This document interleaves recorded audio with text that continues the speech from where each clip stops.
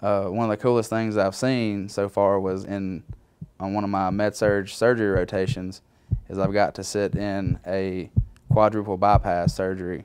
When the doctors get through and they get down to the heart, you actually see the heart just sitting there, and then they stop it. So you're like, wow, this guy's dead, but not really, because they've got him kept on ventilator, and but it's just neat because you don't hardly get to see that part of a person. It was awesome.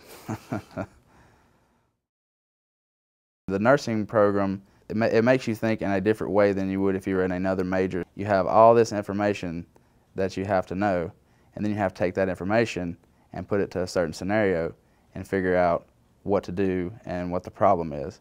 It's critical thinking instead of what's the answer. You have two right answers, but which one's the best? And you really have to think and determine which one would be the better answer in this scenario versus another scenario.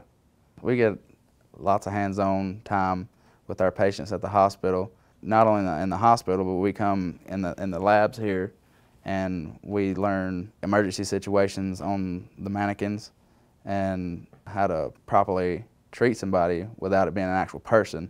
It's going to be hard, but it's worth it because you'll know what you're talking about when you come out of here.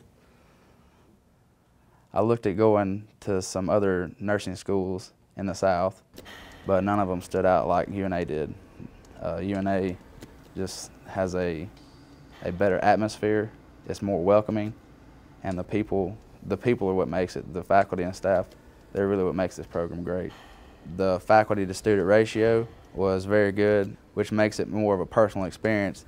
At some of the other schools that I applied to, they had an enormous amount of students, but the teachers to back up the students wasn't that impressive. And that's one impressive thing about UNA is they have the faculty and staff to back up their students.